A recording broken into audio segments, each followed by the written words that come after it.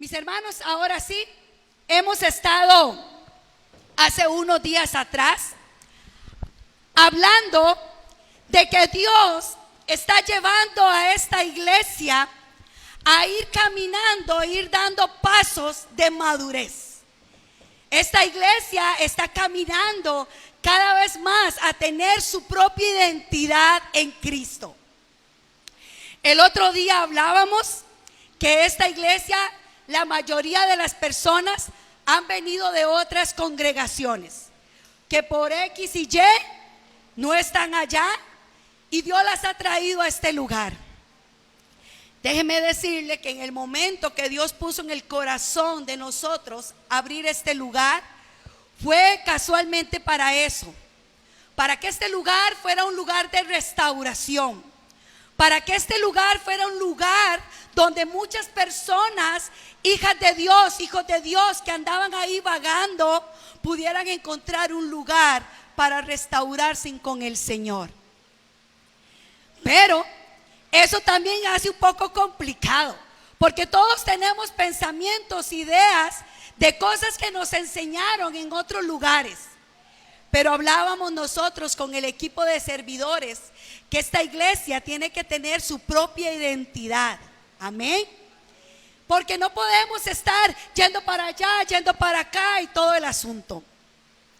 Y Dios ha venido en inicios de este año poniendo en el corazón de los pastores cierta dirección, y eso es donde hemos venido caminando en estos primeros 3 meses del año 2022. El pastor la semana pasada nos habló acerca de la visión y la misión de esta iglesia. Para usted podría ser que eso le traiga malos recuerdos, o quizás para usted eso sea nuevo, nunca lo había escuchado. Bueno, déjeme decirle que eso es fundamental. ¿Por qué razón? Porque cuando una iglesia o una empresa, pero la iglesia no es una empresa, pero cuando una organización, en este caso una iglesia, tiene una visión y una misión, eso nos ayuda a entender a todos nosotros los que participamos de esta congregación, saber hacia dónde va esta iglesia. Y no que andamos dando tumbos por todo lado y que a cada rato el pastor se saca cosas de la manga para ver qué hacemos y qué inventamos. No. Cuando una iglesia tiene una visión y una misión, todos los esfuerzos y todo lo que hacemos tiene que ir dirigido a eso. Ojalá que así fuera en nuestra vida. Si usted está convencido de ciertas cosas que usted quiere lograr, muy posiblemente todos sus esfuerzos van a ir en pro de aquello que usted quiere lograr. Bueno, déjenme nada más decirles, solamente así rápidamente como introducción, recordarles un poquito acerca de qué significa la visión. Bueno, la visión lo que tiene que ver es con un sueño. Así que cuando nosotros hablamos, no sé si por allá estarán, bueno, no hablé con con sonidistas y me lo ponían, pero no importa. La visión es el sueño que tiene esta iglesia. ¿Cuál es el sueño que debemos de tener todos nosotros y como miembros de esta iglesia deberíamos abrazar? Déjeme decirle que cuando estamos hablando de la visión o misión o de los principios de esta iglesia, no son cosas inventadas y que estén desligadas del propósito y de la visión que Jesús le dio a la iglesia universal. No, está unido, porque nosotros no podemos inventar nada. Sería como decir, Señor, creo que nosotros tenemos mejores ideas que la que tú dijiste. No, todo lo que nosotros queremos hacer como iglesia está ligada a aquella visión que Jesús le dio a los discípulos antes de ir a su gloria. ¿Y cuál era? ¿Cuál es aquella misión, aquella comisión que Dios le dio a la iglesia suya? ¿Cuál era? Ir y hacer discípulos, que los bautizáramos en el nombre del Padre, el Hijo, que le enseñáramos todas las cosas y que Él iba a estar con nosotros todos los días hasta el fin del mundo. Bueno, déjeme decirle que la visión de esta iglesia está ligada a eso. Entonces, ¿cuál es el sueño de esta iglesia? Bueno, el sueño de esta iglesia es ser una iglesia sin muros. O sea, una iglesia que sea accesible a todas las personas. Eso no quiere decir que vamos a vender ni a cambiar nuestros principios y valores como cristianos. Eso no quiere decir que vamos a abaratar el evangelio para acomodarnos a la gente del mundo y para ser aceptables al mundo. Eso no quiere decir que no tengamos que decir las cosas como se tienen que decir. No, pero sí una iglesia abierta. Una iglesia que no se encierre en cuatro paredes y que creamos que somos los únicos, no, sino una iglesia que podamos ser de bendición y de testimonio para muchos otros. Una iglesia fundamentada en la suficiencia, ¿de dónde? De las Escrituras. Este es el manual de nuestra vida, de su vida y mi vida. Y este debe ser el manual de esta iglesia. De esta iglesia. El sueño de esta iglesia es también formar discípulos que tengan una íntima comunión con Dios y entre ellos mismos. Amén. Ese es el sueño y el plan que Dios tiene para su iglesia.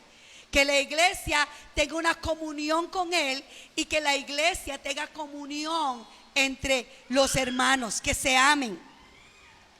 Y el sueño de esta iglesia también es que todos los que somos parte de esta congregación caminemos en integridad de corazón. Amén. Dice, con un testimonio público que impacte nuestra esfera, o sea, donde quiera que estemos, en el trabajo, en la universidad, en la casa, en el negocio, en el tramo, en donde sea, en la parada, en el bus, donde estemos, en la esfera que estemos, para influenciarlos para la gloria de Dios. Amén. Ese es nuestro sueño. Ese es el sueño de esta iglesia. Pero ¿qué es la misión? Bueno, la misión es lo que vamos a hacer. Aquello es el sueño. Es un sueño, aquello que Dios ha puesto en nuestro corazón. Pero la misión es lo que vamos a hacer. ¿Qué vamos a hacer? Bueno, guiar vidas a la transformación de la imagen de Cristo. Que se multipliquen en otros discípulos de Cristo.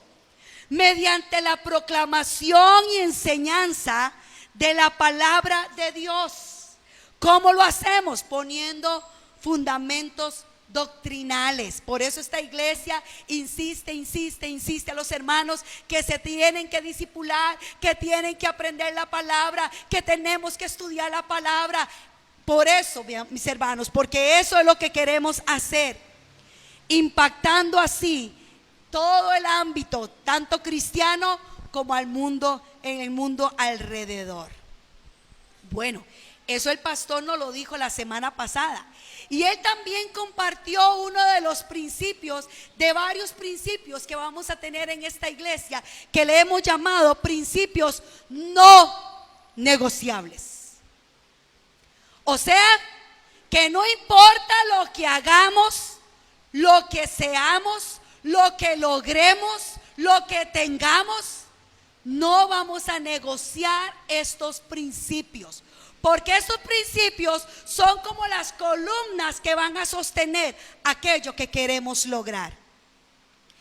En muchos lugares se les llama también valores, pero nosotros le hemos querido llamar principios. Los valores, mis hermanos, son como aquello de lo que, ¿cómo les digo? Los valores es lo que vamos a hacer, cómo lo vamos a poner en práctica. Son aquellas columnas que van a sostener la visión y la misión. Los valores es lo que vamos a hacer, cómo lo vamos a hacer. Y el pastor el domingo pasado compartió el primero, que se llamaba, ya lo tengo aquí, Conocer, ¿cómo se llamaba el primer principio de la semana pasada? A ver, conocer, amar y glorificar a Dios. Voy a hacer una pequeña pausa, un paréntesis. Hemos estado motivando, mis hermanos, para que usted pueda traerse un cuadernito los domingos y empezar a tomar nota. Creo que si usted es parte de esta iglesia, esta serie le conviene empezar a tomar nota para repasarlo, o por si tiene alguna duda luego preguntarla, y ojalá que así sigamos teniendo esa costumbre en todas las predicaciones que vayamos a tener. Bueno, pues este día queremos motivarles de esta forma. Allá atrás tenemos unos cuadernos que queremos regalarles a ustedes. Si usted quiere empezar desde ya a tener el buen hábito de empezar a hacer apuntes a las enseñanzas, levante su mano. ¿Quién quiere? Ahí que me ayuden, tal vez lo sugieres, a repartir un cuaderno, ahí a los hermanos.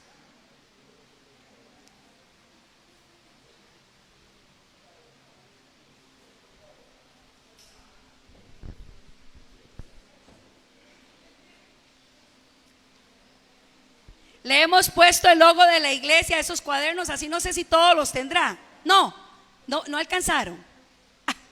Bueno, se lo debemos. O si sobran, que repartan el que tiene el logo para que les quede a los hermanos. Bueno, entonces el domingo pasado el pastor predicó uno de los primeros principios no negociables de esta iglesia, que es conocer, amar y glorificar a Dios.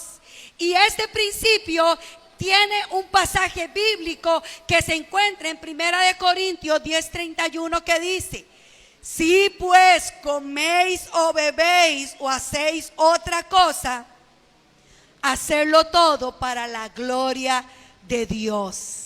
Ese fue el primero. Si no lo apuntó, apúntelo para que no se le pierda. O luego puede escuchar la predicación por YouTube o Telegram o por YouTube de la predicación de la semana pasada. Hoy vamos a ver dos. Espero que el tiempo me alcance. Vamos a ver dos. Así que mis hermanos, tomen nota. El primero, el segundo de los principios: sumisión a la palabra de Dios. La palabra como única autoridad. Recuerden que el año pasado estuvimos hablando de las 5 solas, y una de las que decíamos que era muy importante era solo escritura. La palabra como la única autoridad para ayudarnos en la fe y práctica. Eso quiere decir que solo la palabra es la que tiene toda la autoridad para dirigirnos y guiarnos, mis hermanos. En el tiempo de la Edad Media, las iglesias católicas, el púlpito, la parte donde el sacerdote se paraba a ministrar la palabra, estaba a un costado del altar. Esto porque en la Edad Media la palabra no era tan importante, sino todas las tradiciones que hacían en el altar, ¿verdad? Todo lo que la iglesia católica acostumbraba o acostumbra a hacer. Pero en la Edad Media resulta que el púlpito donde el sacerdote hablaba de la palabra estaba a un costadito del altar. Después de la reforma por Martín Lutero, eso empezó a cambiar. Y resulta que entonces el púlpito empezó a tomar importancia en los altares y en las iglesias.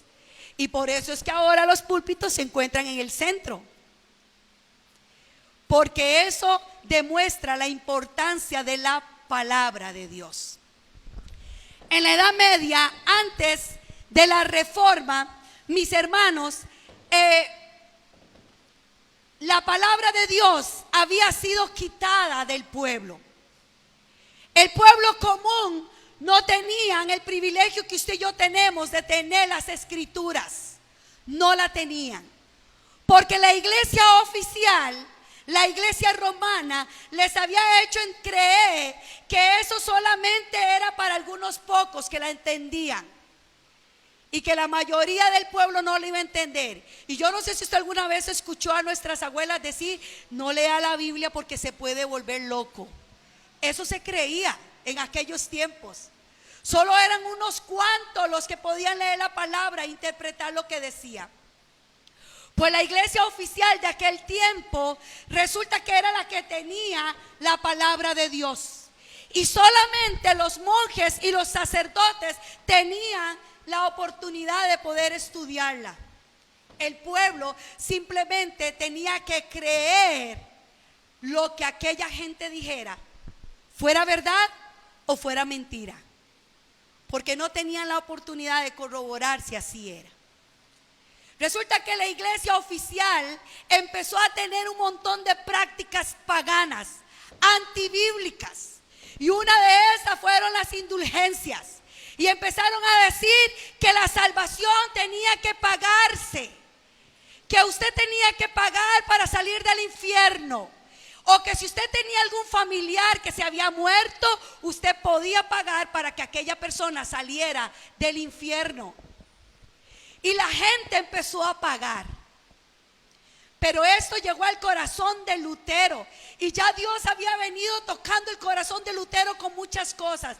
Y como Lutero era un monje, él empezó a estudiar la palabra. Y resulta que por esas cosas de la vida, porque Dios es soberano, a Lutero en la universidad le empezaron a decir que hiciera unos estudios para que diera unas enseñanzas en la universidad. Entonces él empezó a estudiar el libro de Romanos, el libro de Gálatas, el libro de Efesios. Y cuando él empezó a estudiar y a escudriñar la palabra, empezó a darse cuenta de los horrores que la iglesia oficial estaba predicando y enseñando. Y fue cuando Martín Lutero escribió sus 95 tesis y las pegó en las puertas de aquel lugar. Y la intención de él era que todas las autoridades de la iglesia romana pudiera verlas y evaluarlas y pesarlas con la palabra. Esa era la intención de Lutero. La intención de Lutero no era haber hecho una división en la iglesia católica, eso no era. Era que las autoridades se volvieran de nuevo a la palabra y que revisaran lo que estaban enseñando con lo que decía la palabra. Pero la iglesia católica empezó a juzgar a Lutero y le dijo que él tenía que ¿cómo se dice? Retratarse, exactamente. Pero Lutero no lo hizo. ¿Sabe cuál fue una de las primeras cosas que Lutero empezó a mencionar? Aunque él ni por la mente le estaba pasando que hoy, más de 500 años después, íbamos nosotros a entender aquello de solo escritura, solo Cristo, solo por gracia, solo por fe, solo a Dios la gloria. Él no entendía esto, él solamente eso era lo que él quería. Tenía un celo por la palabra y eso era lo que él quería, que la iglesia se volviera a la palabra. ¿Sabe qué era?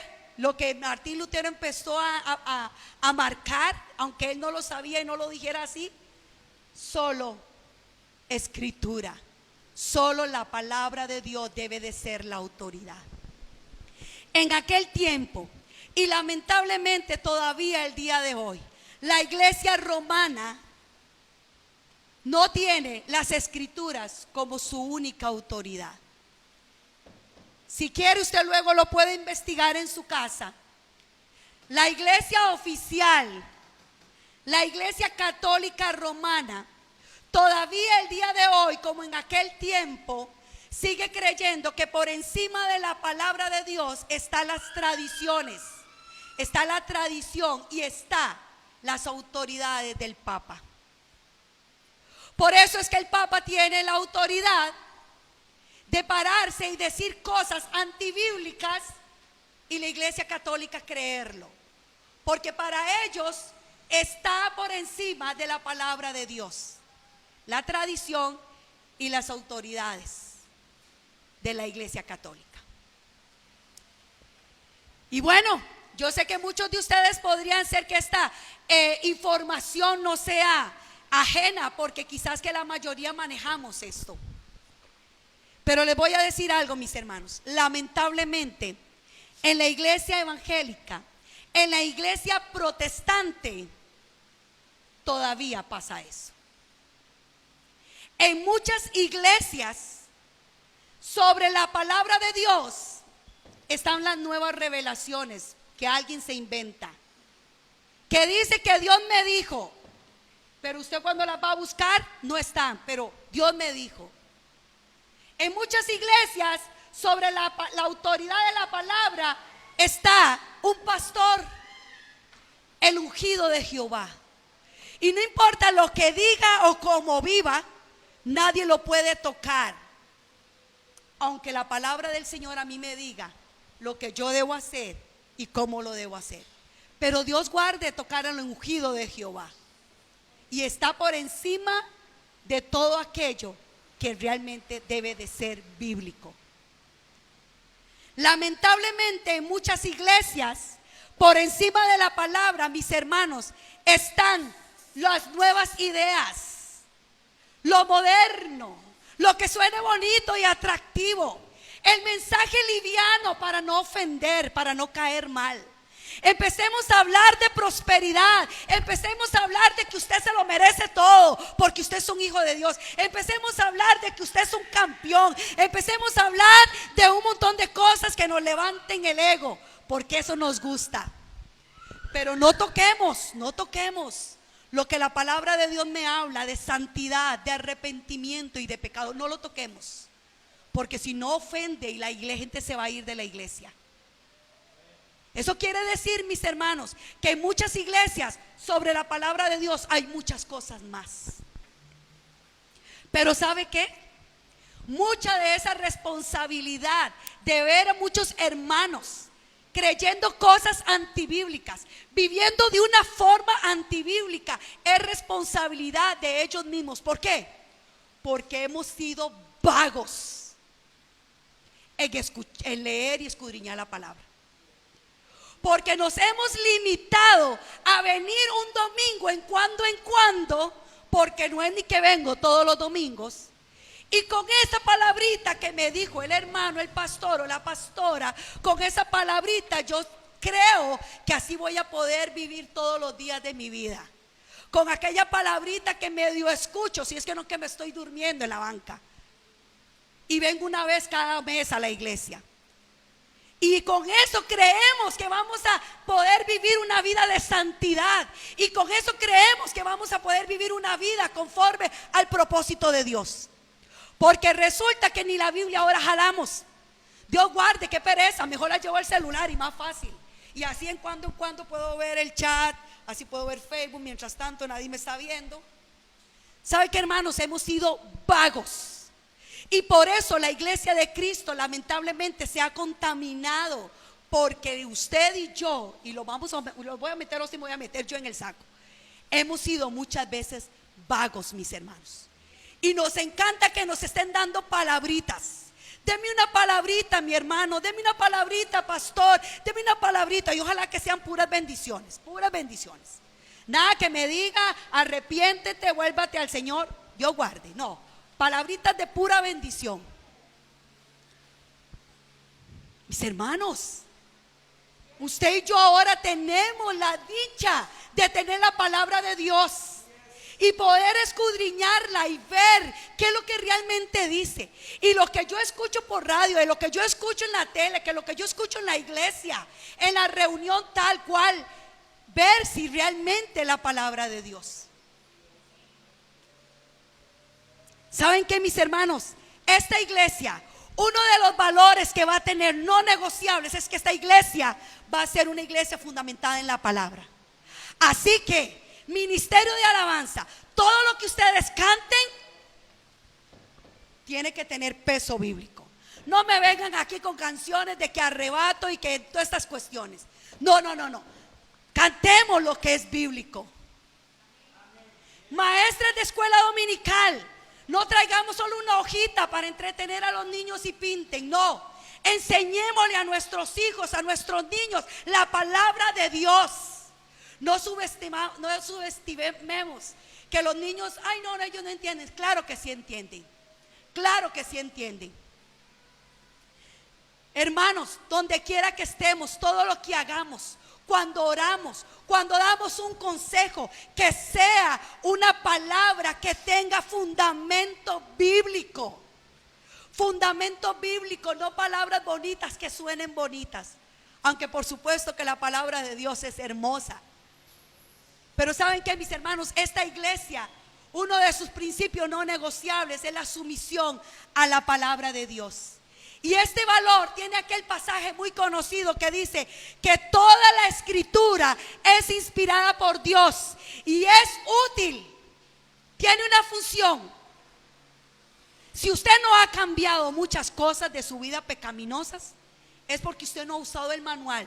Porque el manual es útil para que usted deje el adulterio. El manual es útil para que usted deje de ser un hipócrita y deje de ser un mentiroso, un egoísta, un orgulloso. Porque la palabra tiene una función y dice que es útil para enseñar. O sea, ella me aclara, me enseña. Ella me redarguye. ¿Sabe qué quiere decir redarguye? Es que la palabra pesa lo que yo creo y lo que yo pienso. Ella lo pesa y me dice: Cindy, compara lo que tú piensas y lo que tú sientes con lo que dice mi palabra. Y de repente la palabra me redarguye y entiendo que mi pensamiento es equivocado. La palabra me redarguye, la palabra me corrige, quita aquello que está malo para poner lo que es correcto. Y dice que me instruye, o sea, me da doctrina, me da dirección en justicia, a fin, tiene un fin, tiene una meta. Dice que el hombre de Dios sea perfecto, enteramente preparado para toda buena obra. Cuando la palabra del Señor dice aquí perfecto, no es que usted y yo somos perfectos, que ya no nos equivocamos, que ya no tenemos malos. No es eso. Es que la palabra de Dios tiene el fin de llevarnos hacia esa perfección, hacia el carácter de Cristo, hacia que usted y yo cada vez más nos parezcamos más a Cristo y dejemos cada vez menos de ser como somos, sino más como Cristo. Y dice que también es para que seamos enteramente, no medios, no más o menos, sino enteramente preparados para toda buena obra. Mis hermanos, la palabra del Señor, su fin es prepararnos para caminar en buenas obras para el Señor. No porque la salvación sea por obras, no es eso. Es que me va a llevar a hacer buenas obras, porque cada vez lo voy conociendo más a Él, porque su palabra me corrige, porque su palabra me instruye, porque su palabra me redarguye. Entonces ya dejo de equivocarme tanto, dejo de ser tan egoísta, dejo de ser tan celosa, dejo de ser tantas de esas como humanidades que traemos. ¿Por qué? Porque la palabra me va preparando cada vez más para parecerme a Él.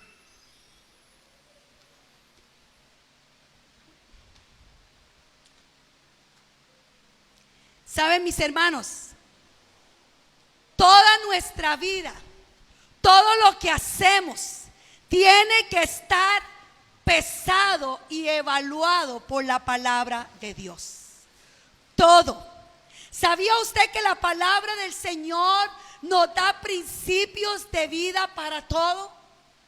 Para cómo ser con nuestros esposos, esposas, hijos, jefes, amigos, iglesia, etcétera.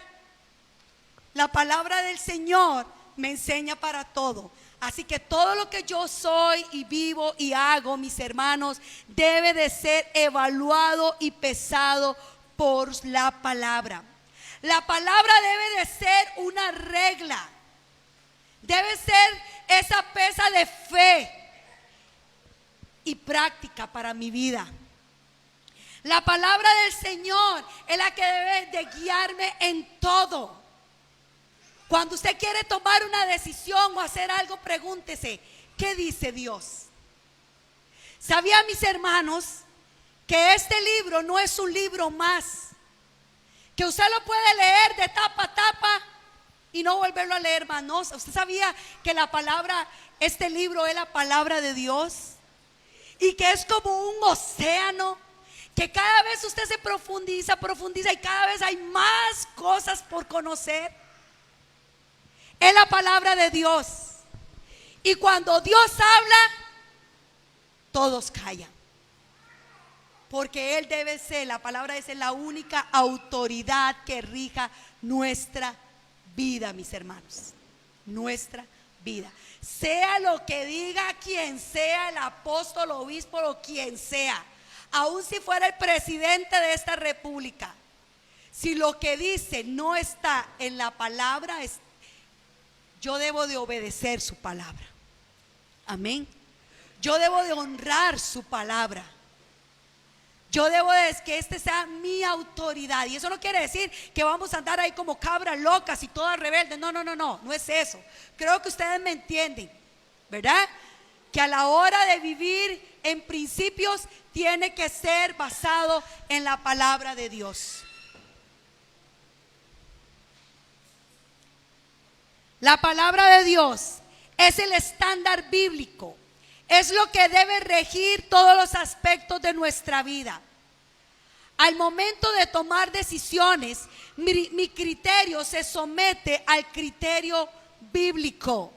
Así que, mis hermanos, podemos tener muy buenas ideas, pero todas las ideas las vamos a pesar. Podemos empezar a tener muchas ideas bonitas para hacer en el culto. Bueno, lo vamos a pesar si aquello honra a Dios, si aquello glorifica a Dios.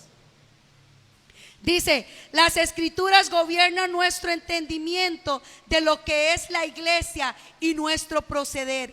Es decir, nuestra filosofía ministerial, lo que somos y cómo servimos a otros.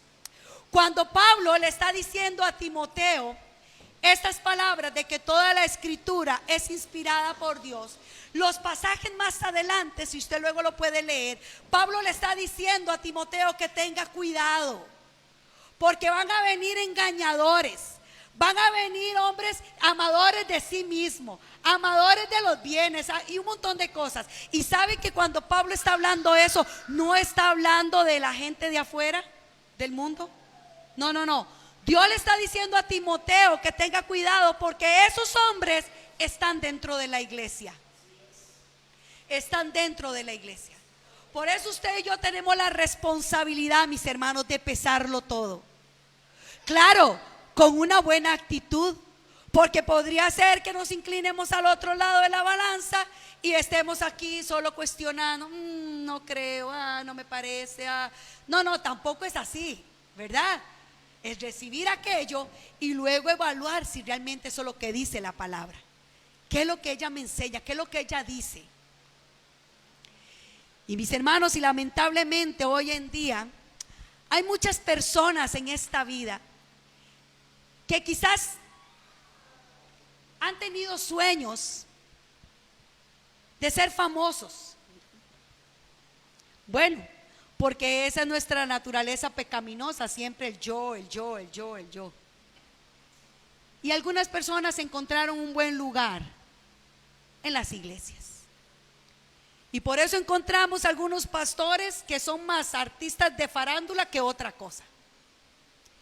Y vemos en muchas iglesias o muchos ministerios que el que brilla es el nombre de ese fulano o de esa fulana, pero no Cristo, no su palabra.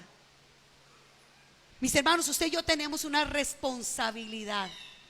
Deje ya de permitir que el enemigo le engañe.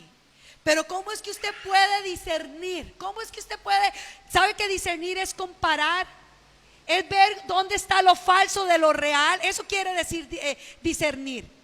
¿Sabe cómo? ¿Saben ustedes que la gente de los bancos, los que trabajan en los bancos, cuando ellos, usted ha visto que tienen una super agilidad, ¿verdad? Ese montón de billetes así, millones cuentan. ¿Cómo de repente saben cuando uno es falso? ¿Cómo lo saben? Ajá. ¿Pero por qué, Cinia, usted que ha trabajado en algo así? Bueno, porque muy posiblemente estas personas están tan acostumbradas de saber lo que es correcto, ya conocen la textura de los billetes reales, que cuando viene uno falso, una vez. ¿Cómo es que usted y yo podemos saber cuando algo es una falsa doctrina, algo antibíblico? Conociendo su palabra. Si usted no la conoce, todo va a sonar muy bonito y muy atractivo, más si nos levantan el ego, más todavía. Pero de la forma en que usted y yo podemos detectar dónde no está algo correcto es conociendo la verdad. La verdad, mis hermanos. Rápidamente vamos al segundo punto, al tercer principio como iglesia y que debe de gobernar nuestras vidas: la adoración a Dios como un estilo de vida. Romanos 12, 1, 2, búsquenlo ahí conmigo, dice: así que, hermanos, os ruego por las misericordias de Dios que presentéis vuestros cuerpos en sacrificio vivo, santo, agradable a Dios, que es vuestro culto racional.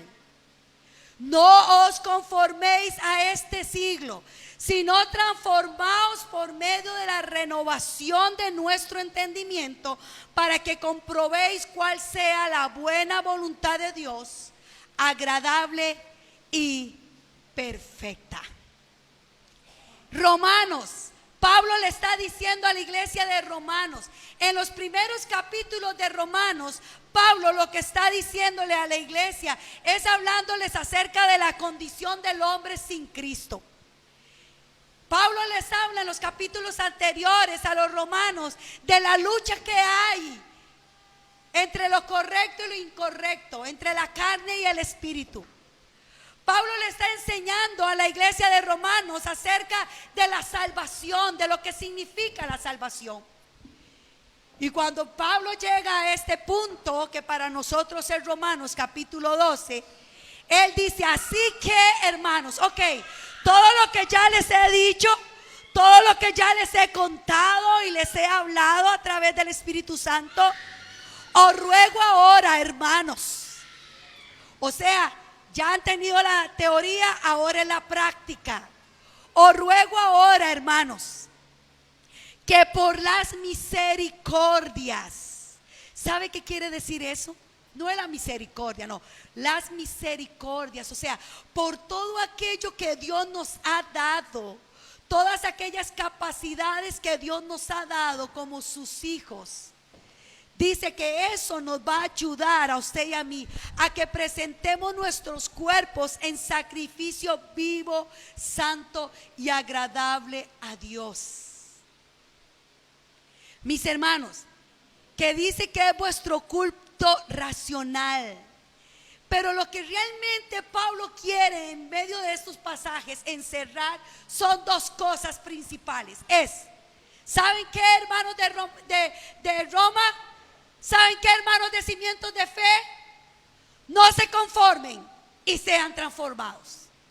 Eso es lo que Pablo quiere decir en estos pasajes. No se conformen y sean transformados. ¿Sabe qué quiere decir cuando el pasaje dice que no os conforméis a este siglo? Es que tomemos la forma que tiene este mundo, que tomemos la forma de lo que la corriente de este mundo dice. Es como cuando usted hace un queque y toma un molde que tiene la forma de un conejo o de un corazón. Hay moldes que son de conejo, Melvin.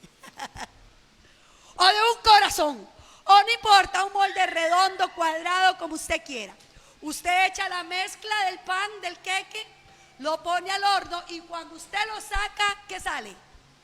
Un queque de forma del molde que usted usó. Pues eso es lo que quiere decir en la palabra, este pasaje. Que no tomemos la forma de este mundo, de las cosas de este siglo, lo que el mundo dice, lo que la corriente del mundo dice, lo que Satanás dice.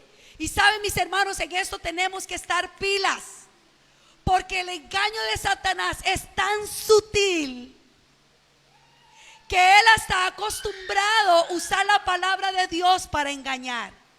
¿Se acuerdan cuando la serpiente llegó donde Eva y le dijo: con que Dios les ha dicho que no pueden comer de los árboles? O sea, Satanás tomó lo que Dios le dijo a Adán y a Eva.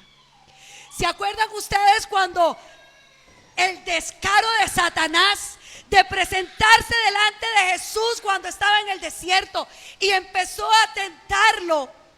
¿Y qué fue los engaños? ¿Qué fue la sutileza que usó Satanás para querer engañar a Jesús? Como dice la palabra.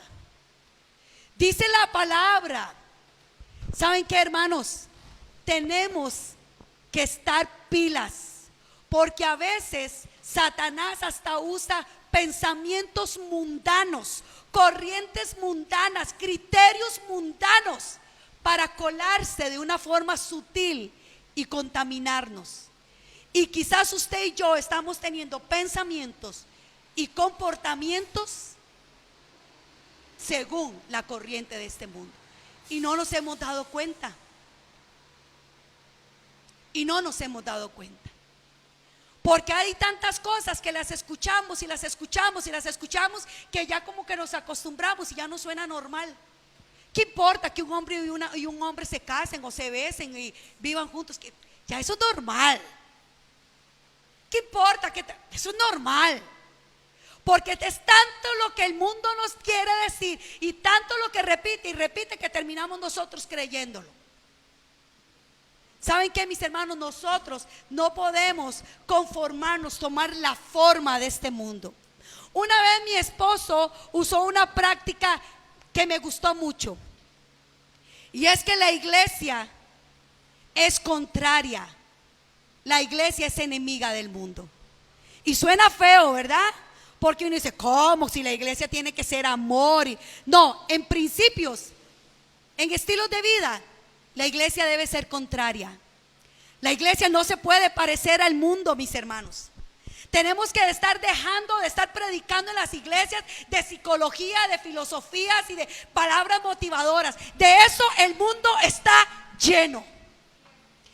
Abra el Facebook y usted verá cómo el Facebook está llena de pensamientos, de libritos, de cuadritos y de gente de influencer y como sea, que tienen palabras bonitas, motivadoras, de psicología, de eso está lleno el mundo. ¿Sabe qué, mis hermanos? El mundo necesita escuchar la palabra de Dios. Y nosotros no podemos abaratar la palabra para acomodarnos al mundo, para no sonar feo y ofensivos. No, mis hermanos. Yo siempre le he dicho a la gente: si usted tiene una fábrica de zapatos y usted vende zapatos, cuando usted tiene la oportunidad de hablar de lo que usted hace, de lo que usted vende, de lo que usted se dedica, ¿de qué va a hablar? Y porque es que la iglesia, que debe de hablar del evangelio de Cristo, mejor no hablemos de eso. Uy, que no suene feo. No hablemos de arrepentimiento, no hablemos de pecado, no hablemos de santidad. Uy, pero ¿de qué va a hablar la iglesia de Cristo, mis hermanos? ¿De qué va a hablar? De lo que es, de lo que debe ser su estilo de vida. Y también Pablo lo que quiere decir aquí es que seamos transformados, mis hermanos, por medio de la renovación. Transformación quiere decir un cambio profundo, un cambio que tiene que venir desde adentro hacia afuera. Por eso, mis hermanos, nosotros no estamos a favor del legalismo. El legalismo lo que alaba y lo que exalta es lo externo. Aunque no importa cómo usted ande, mientras usted ande con las enaguas hasta el piso, aunque usted o los hermanos, el legalismo lo que alaba es todo lo externo. Pero ¿saben qué? Lo que la palabra de Dios dice es que usted y yo tenemos que ser transformados. O sea, tiene que ser un cambio desde adentro hacia afuera. Y cuando el cambio empieza desde adentro, entonces su vida empieza a reflejar otra cosa, porque se empieza a mostrar. Ya usted no quiere vestir de una forma que ofenda a Dios. Ya usted no quiere hablar de una forma que ofenda a Dios. Ya usted no quiere practicar cosas que ofendan a Dios. Ya usted quiere vivir diferente, porque ha venido desde adentro hacia afuera. Y dice que por medio de la renovación. ¿Y sabe qué quiere decir esto? Quiere decir metanoia, metamorfosis. ¿Saben qué es metamorfosis? Bueno, no sé si a usted le pasa como a mí me pasa. Inmediatamente cuando yo escucho metamorfosis, pienso en aquel gusanito que se convierte en mariposa, ¿verdad? Eso es metamorfosis. Una transformación, una renovación. Y dice que esa transformación debe de venir por medio de la renovación, de la metanoia, de la metamorfosis, de que la cosmovisión que está dentro de mi vida y de mi mente tiene que cambiar. Tiene que cambiar. Un cambio de cosmovisión. ¿Sabe qué es cosmovisión? Es como yo veo las cosas, como yo veo el mundo, como yo veo la vida, como yo veo el mundo espiritual, como yo veo lo eterno. En eso tiene que haber una renovación, una renovación. ¿Y cómo es que va a venir esa renovación? A través de la palabra. Su mente tiene que estar llena de la verdad de Dios. Si tenemos que cambiar pensamientos humanistas, nuestra mente no puede quedar vacía. Tiene que ser llena de algo, bueno, que sea llena de la verdad. Tiene que estar llena de la verdad, tiene que ser una metanoia. Y dice el pasaje, la renovación de vuestro entendimiento para que comprobéis. ¿Para qué es todo esto que Pablo nos está diciendo? Bueno, para que podamos verificar, para que podamos poner a prueba cuál sea la buena voluntad de Dios. Cuando usted y yo somos transformados, renovados, mis hermanos, podemos entender y conocer la voluntad de Dios, que es agradable y perfecta para mi vida. Y empiezo a caminar, mis hermanos, con una vida en adoración a Dios. Una vida que adore a Dios en todo lo que soy y con todo lo que tengo. Eso es lo que nosotros queremos, mis hermanos, que esta iglesia sea una iglesia con personas que adoren a Dios en todo. Que usted esté en su trabajo y sea un adorador de Dios. Y cuando hablamos de adoración no es de cantar, no es eso. Es de vivir una vida rendida al Señor y que honre al Señor.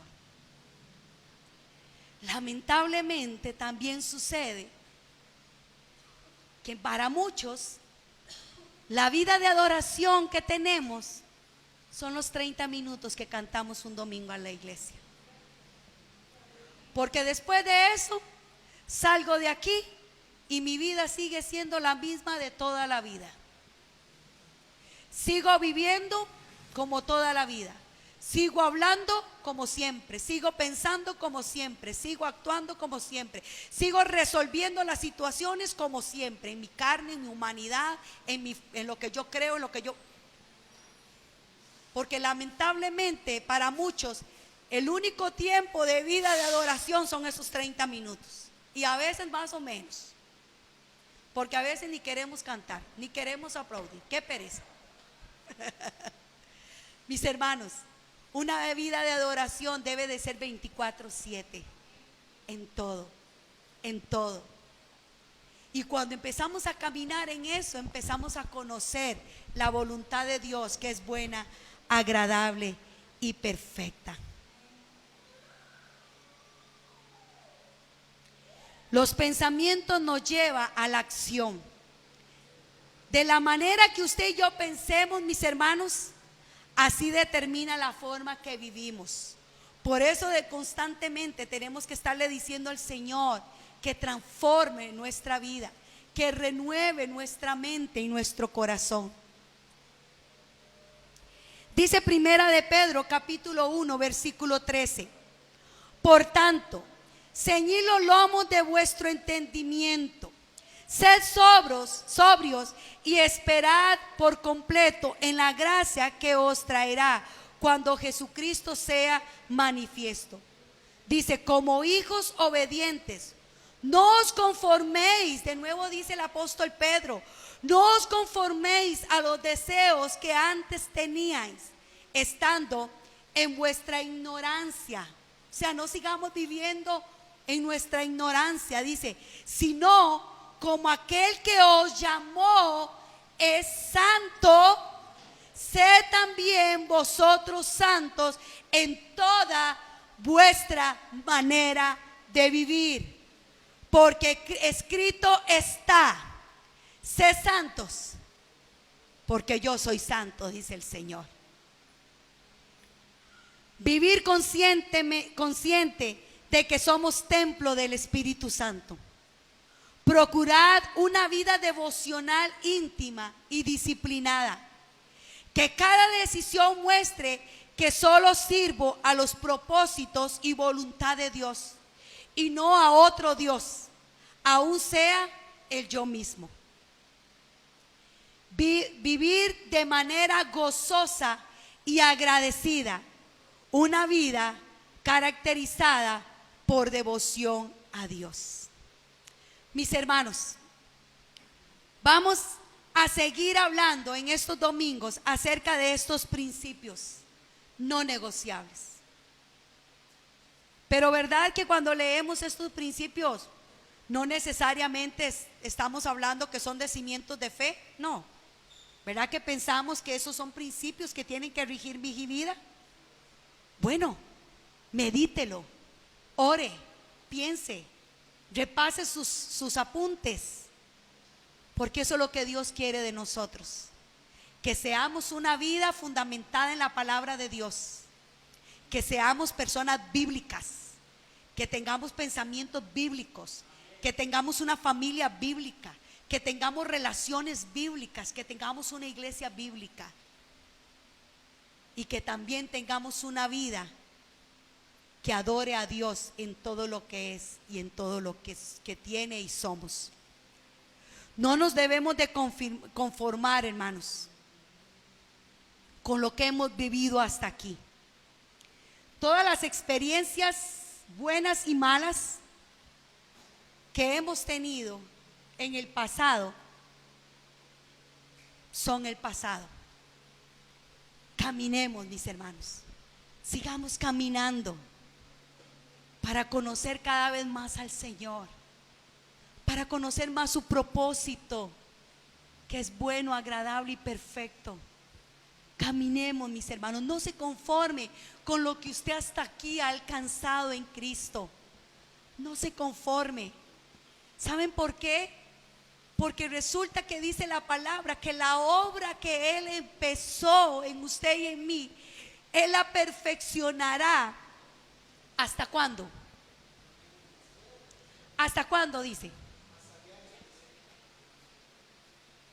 Así que cada día Él va perfeccionando su obra en nosotros hasta el día que Él venga o hasta el día que nosotros muramos. Por eso no nos podemos conformar con lo que hemos logrado hasta aquí. Caminemos y Él va a ir perfeccionando su obra. Él cada vez va perfeccionando su obra. Él cada vez más va formando en nosotros la imagen del varón perfecto en nosotros. ¿O es que ya usted es igualitico a Jesús? No, ¿verdad? Muchas veces seguimos pensando, actuando y sintiendo contrario. Bueno, sigamos caminando, porque Dios lo que quiere es ir perfeccionando su imagen, la imagen del varón perfecto en usted y en mí. Amén. ¿Por qué no se pone de pie un momento?